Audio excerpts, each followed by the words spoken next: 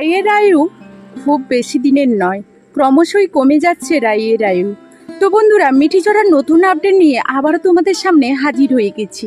ডাক্তাররা কনফার্ম হয়ে যখনই বলে দেয় যে রাইয়ের আয়ু খুব শীঘ্রই শেষ হতে চলেছে, কথা শোনা মাত্রই অনির্বাণ খুবই ভেঙে পড়ে। রাইয়ের জ্ঞান ফেরা মাত্রই অনির্বাণ রাইয়ের কেবিনে গিয়ে রাইকে জড়িয়ে ধরে বলতে থাকে, রাই, আমি তোমার কোনো কিছুই হতে দেব না।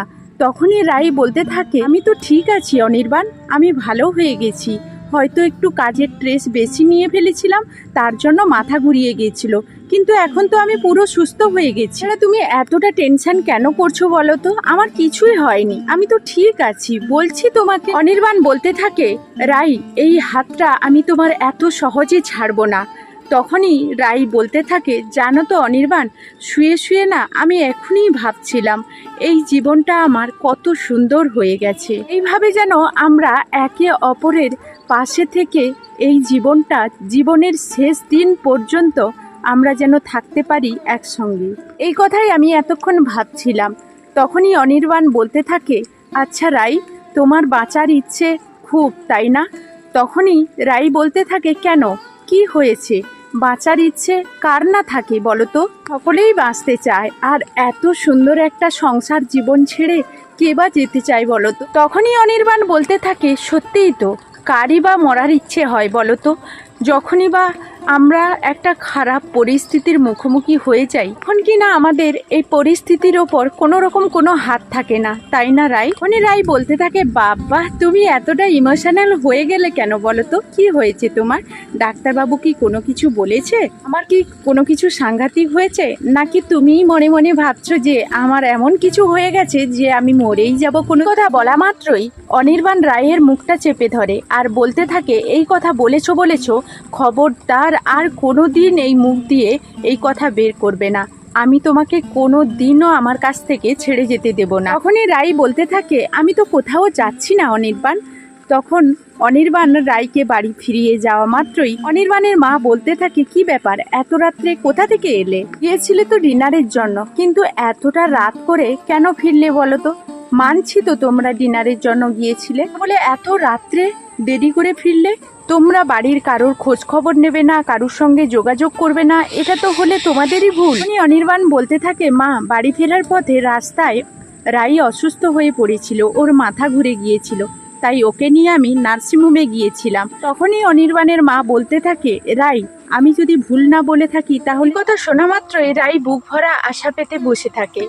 আর অনির্বাণ রুমে যাওয়া মাত্রই রাই এই কথা বলতে থাকে যে, অনির্বাণ, মা তো সত্যি কথাই বলেছে, এরকমটা তো হতে পারে। রাই বলতে থাকে, মা তো ঠিকই বলেছে, আমি যদি সত্যি কনসিভ করে থাকি তাহলে কি ভালো হয় বলতো? এটা তো ভেবে দেখিনি, এটাও তো হতে পারে। এই কথা শুনে অনির্বাণের দু চোখ দিয়ে জল ভরে এলো। মনে মনে বলতে থাকে, রাই, তুমি যে ভুল ধারণাটা মনের মধ্যে পোষণ করে যাচ্ছ, সেটা নিতান্তই তোমার ভুল ধারণা। তোমার শরীরের মধ্যে এমন এক মারাত্মক মরণ ব্যাধি রোগ আশা বেঁধে আছে, যার ফলে কিনা তোমার ক্রমশই দিনের পর দিন আয়ু কমে আসছে। এখন আমি তো দূরে থাক, স্বয়ং ঈশ্বরও তোমাকে বাঁচাতে পারবে না, আর ডাক্তাররা তো দূরে থাক। তাই আমি তোমাকে বাঁচানোর জন্য যথাসাধ্য চেষ্টা করব, কারণ তোমাকে দেখেই তো আমি বাঁচার ইচ্ছেটা খুঁজে পাই। কথা বলা মাত্রই রাই বলতে থাকে, আচ্ছা অনির্বাণ, আমি কি একবার টেস্ট করে দেখবো আমি প্রেগন্যান্ট কিনা? তখনই অনির্বাণ বলতে থাকে, শুধু এই টেস্টগুলো কেন করবে বলো তো? মনে হয় না এখন এইসব টেস্ট করাটা উচিত। তখনই রাই বলল যে, করলে অসুবিধাটা কি? তখনই অনির্বাণ বলে, তোমার ইচ্ছে। তো বন্ধুরা, এই ছিল মিঠিঝরা ধারাবাহিকের নতুন আপডেট। এই ধরনের নিত্য নতুন আপডেটগুলো পেতে আমার ভিডিওর সঙ্গে থাকো। তো বন্ধুরা, প্রত্যেক দিনই মিঠিঝরা গল্পের সঙ্গে সঙ্গে আমি আমার ব্লগ ভিডিও শেয়ার করি, তো প্লিজ আমার ব্লগগুলো দেখে আমার পাশে থাকবে। তো চলো এখন আমার ব্লগ ভিডিওর সঙ্গে কি করি না করি দেখতে থাকো। তো বন্ধুরা, আশা করব তোমরা যে যেখান থেকে আমার এই পুতুল ফ্যামিলির ভিডিও দেখছো, সবাই রাধা মাধবের আশীর্বাদে খুব ভালো আছো, আর তোমাদের আশীর্বাদ ভালোবাসায় রাধা গোবিন্দের আশীর্বাদে আমি তো খুব ভালো আছি। আর দেখতেই পাচ্ছ বৃষ্টিতে ভিজে ভিজে আমি ভিডিওটা বানাচ্ছি, কারণ এতটাই বৃষ্টি হচ্ছে। একটু যেই বৃষ্টিটা কমেছে আমি বাইরের দিকে বেরিয়ে এলাম, কারণ আমাদের তো বাড়ির ভেতরে ভিডিও করার কোনো জায়গা নেই, কারণ বাড়িটা এতটাই ছোট। তো যাই হোক, আর কারেন্টের আলো না থাকলে কি করব বলো? কিন্তু এই যে পড়তে শুরু করেছে, আর কিরণ হলো ওদের স্যার। কত কথা যে ওর মাথায় থাকে সে কথা বলা যাবে না। মুখটা দেখি একটু, কিরণ বাবা একটু মুখটা দেখি, কি খাচ্ছে নাকি দেখি। কেক কেক, মুখ আর ঘোরাচ্ছে না, পিছন পাশ দিয়ে দেখিয়ে দিচ্ছে কিরকম হাসছে। এখন আমি দোকানে যাওয়ার জন্য বেরিয়ে পড়েছি। কিরণের বাবা তো আজকে মাল করতে গেল, এই কারণে দোকানে একটু যাচ্ছি। আর এই যে দেখো গরু ছাগল সব তো ওইদিকে বাঁধা হয়ে আছে, তো কিছুক্ষণ বাদে এসে দুধ দোয়াবো। আর দুধ আনতে আজকের কিন্তু লোক চলেই এসছে। এই যে দেখো দুধ আনতে চলে এসছে, আর আমি দোকানটা খুলে দিয়ে তারপর দোকান থেকে তো চলে এসেছি। এসেই স্নান শেষ করে বাড়িতে রান্না বান্নার কাজ শেষ করে নিয়েছি। আর হঠাৎই তোমাদের সামনে চলে এলাম। সাইডে কিরণ আর কিরণের বড় দিদি খেলছে, তো ওদের এমন অবস্থা তোমাদের দেখাতে পারবো না। তো যাই হোক, আর ছোটরা কিন্তু স্কুলে চলে গেছে, সামনেই কিন্তু ওদের পরীক্ষা, তো আজকে দিয়ে আর ওরা যাবে না। আর আমি কি রান্না করেছি সেটাই তোমাদের একটু দেখাই চলো।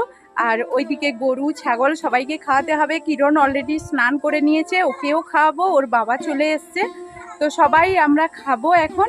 আর খেয়ে গরুকে খাওয়াবো, না হলে গরুকে খাইয়ে দিয়েছে আমরা খাবো। তো চলো একটু রান্না কি করেছি, গরিবের বাড়িতে এমন কিছু রান্না করিনি, তবুও যেটাই রান্না করেছি তোমাদের সঙ্গে শেয়ার। তরকারি করেছি, আর করেছি পনিরের তরকারি।